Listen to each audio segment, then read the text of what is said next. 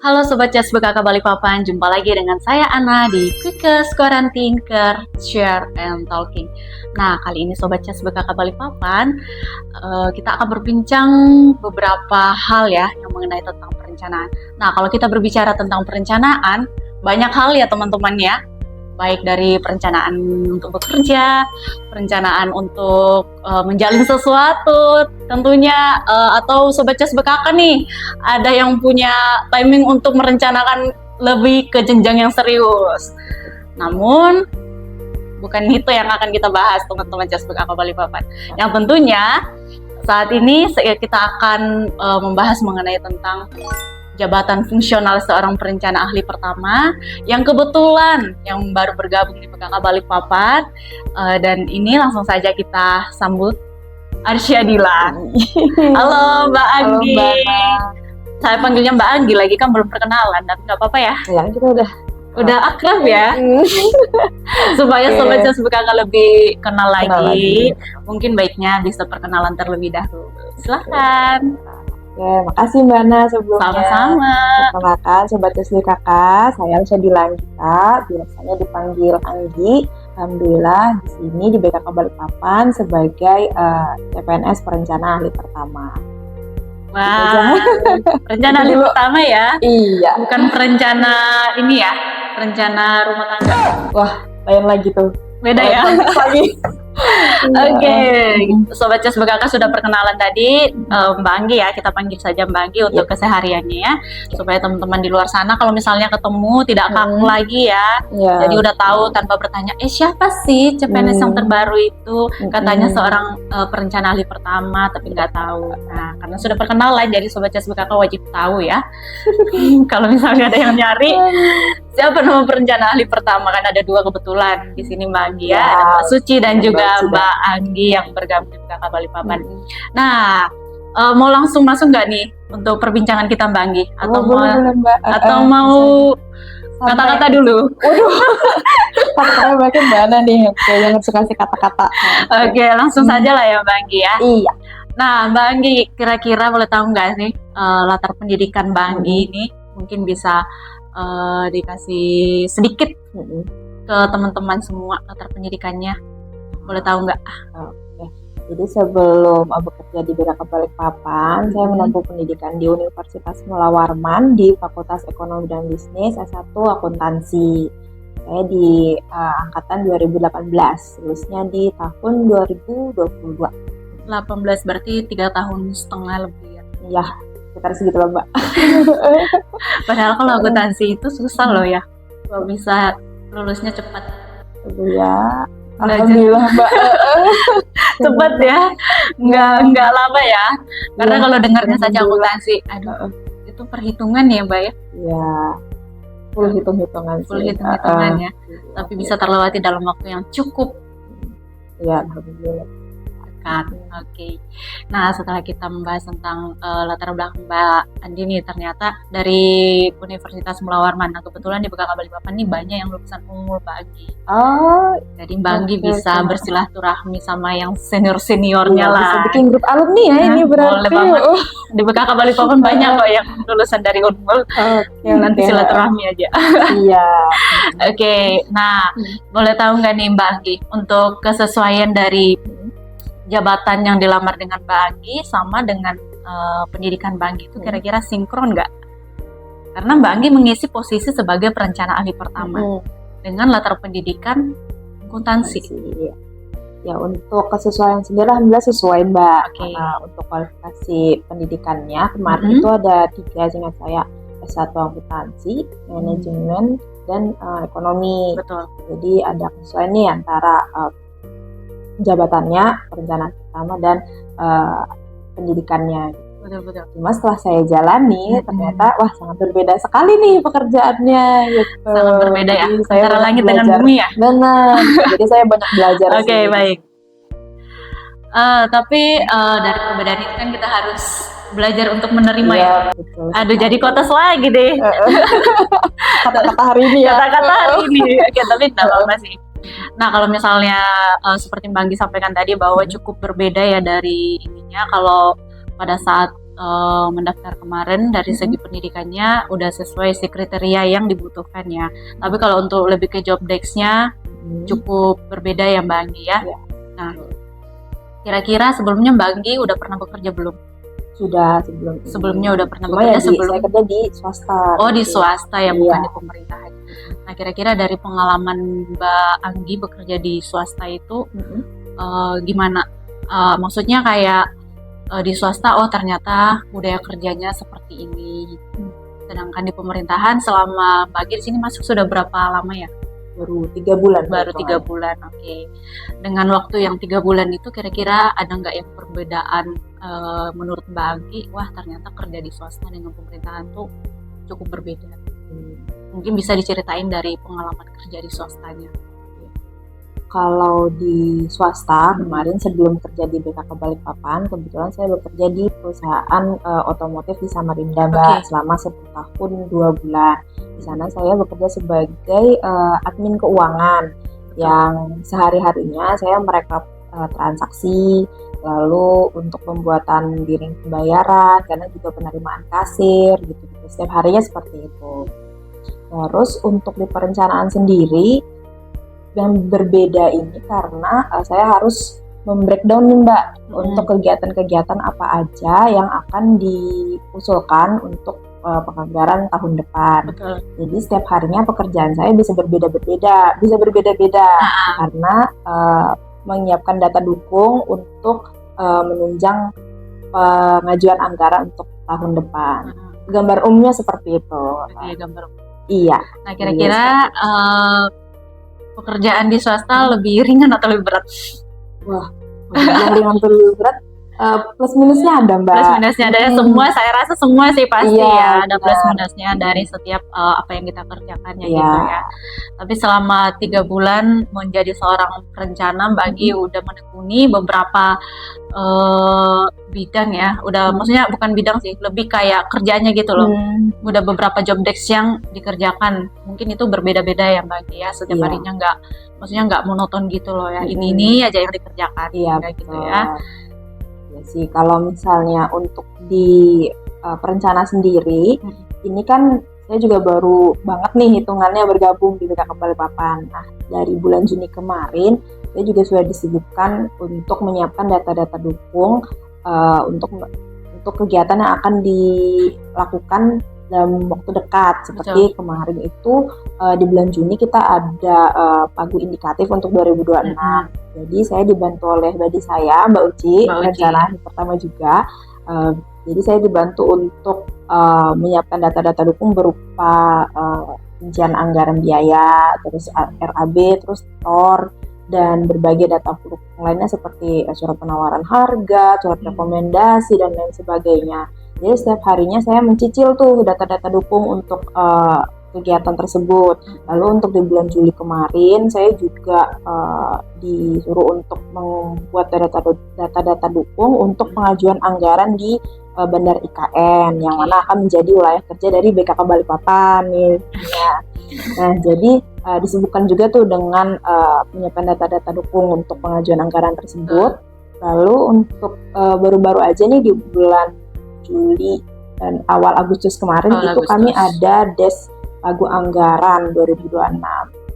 Itu pengajuan anggarannya itu kan sudah dibentuk dalam RKKL ya 2026. Nah, itu nanti akan direview nih Mbak oleh orang pusat. Nah, jadi itu juga kami lumayan sibuk nih kemarin untuk menyiapkan file-filenya gitu. Dan kegiatan tersebut kayak seminggu deh kemarin totalnya. Itu udah padat banget. Ya, nah, jadi gimana nih? Ya. Gimana rasanya menjadi seorang perencana?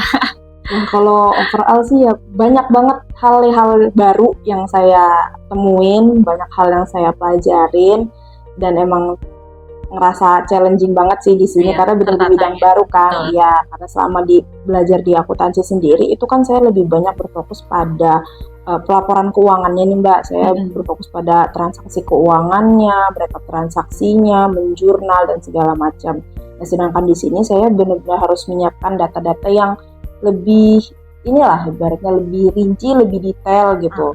Dan saya nggak Dan ini benar-benar dilakukan di awal gitu. Sedangkan kalau di akuntansi kan kita di akhir Di ya, baru di akhir, akhir. iya, betul. Jadi itu Di sih akhir. perbedaan yang signifikan banget gitu, yang saya rasain, dan banyak hal yang baru tadi yang saya pelajarin. Oke. Berarti ya dari segi namanya saja ya perencana ya, harus direncanakan terlebih dahulu. Kalau untuk merencanakan pernikahan gimana Mbak Anggi? Kira-kira kompleks lagi sih itu kayaknya ya, sama pernikahan itu. Nah kebetulan juga saya mendaftar di BKK Balikpapan ini pas seleksi CPNS kemarin juga waktu persiapan nikah Mbak. Aduh, ternyata memang jadi harus double banget direncanain ya. Nggak salah banget ya untuk masuk sebagai seorang perencana ya. Iya. Dan ternyata klopes itu juga ya sekalinya. Tapi nggak apa-apa Mbak Anggi, dinikmatin saja, dijalani. Oke. Nah kira-kira kok bisa sih Mbak Anggi untuk kepikiran nih, padahal kan sebelumnya udah nyaman di tempat kerjaan ya, tentunya pasti kalau misalnya kita udah lama kerja itu udah nyaman ya. Iya. Malas untuk mencari teman baru, perkenalan dengan orang-orang baru, harus beradaptasi lagi gitu loh. Ya kan apalagi kalau Gen Z sekarang itu kan, aduh, gimana ketemu dengan orang-orang yang lebih tua di atas kita, itu kan membuat, aduh gimana nih. Nah kalau Mbak Anggi sendiri, kok bisa gitu loh kepikiran sampai mau ikut tes CPNS, kira-kira karena apa ini Mbak Anggi? Kalau saya sih lebih ke alasan pribadi ya, boleh. Yang pertama ya karena kita tahu pekerjaan sebagai PNS ini lebih terjamin lah ya. Itu yang pertama. Lalu yang kedua alasan pribadi karena kebetulan saya mau ikut suami untuk pindah ke Balikpapan. Jadi otomatis saya mencari kerjaan nih yang di kota Balikpapan. Nah alhamdulillah pas banget timingnya ada pembukaan PNS di BKK Balikpapan. Jadi ya saya coba-cobalah daftar gitu kan. Dan karena melihat jam kerjanya yang berbeda banget nih di swasta dan PNS, jadi saya lebih memilih untuk mencobalah bekerja sebagai seorang PNS gitu. Alhamdulillah terima. Dan sekali ikut tes langsung lolos ya, karena kalau tes CPNS ini kan cukup banyak ya tantangannya, karena kita harus bersaing dengan banyak orang ya. Sedangkan misalnya instansi hanya membuka satu, kita harus bersaing dengan banyak orang itu. Dan tentunya ya itu harus mempersiapkan diri terlebih dahulu ya.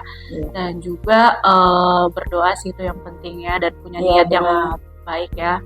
Selain mempersiapkan diri ya, tentunya harus belajar juga sih Mbak Anggi ya, supaya supaya bisa lulus tes ya. Karena kan tesnya kan tidak sekali 2 kali aja kan, sampai berapa tahap sehingga bisa menjadi seorang PNS ya. Dan itu nggak mudah gitu loh.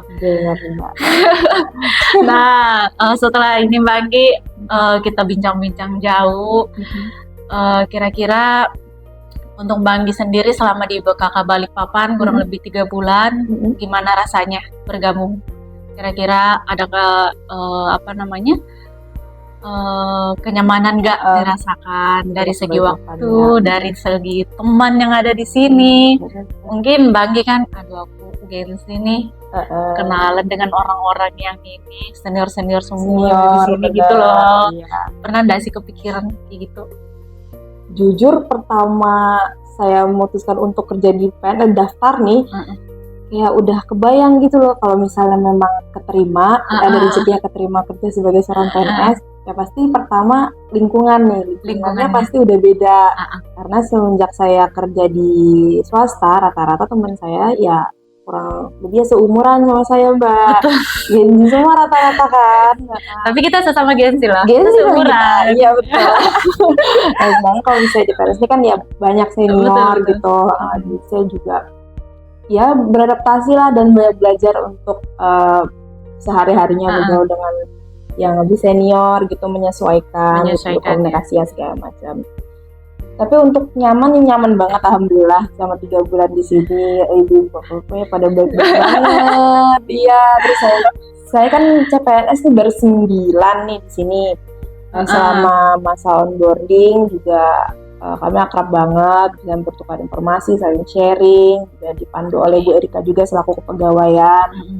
Saya merasa terbantu banget.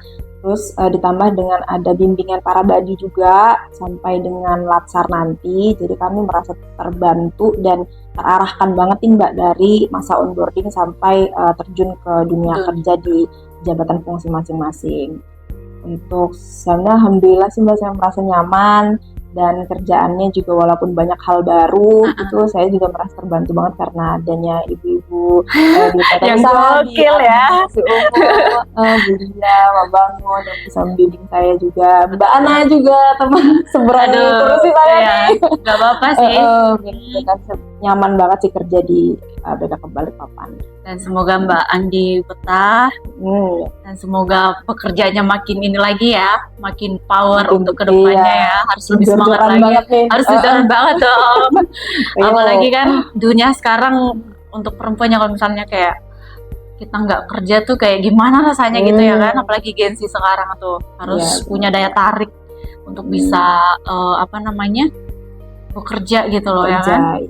Karena dunia kerja memang keras sih, tapi kita harus bisa gitu loh. Iya, benar banget. Harus bisa ya kan. Nah, kira-kira Mbak Anggi ada nggak saran untuk teman-teman yang di luar sana nih, siapa tahu untuk tahun berikutnya atau 2 tahun berikutnya lagi ada pembukaan tes CPNS. Kira-kira ada nggak saran buat mereka supaya bisa termotivasi seperti Mbak Anggi nih?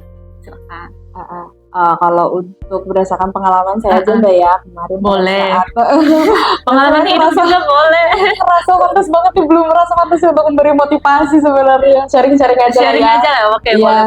Kalau pada saat adanya informasi mau pembukaan CPNS nih, kita harus rajin-rajin nih teman-teman untuk update info, untuk cari-cari informasi gitu terkait pembukaan CPNS, terus untuk sering survei-survei terkait satker mana nih tujuan kita gitu, instansi mana nih yang kita mau gitu, saingannya kira-kira banyak atau enggak.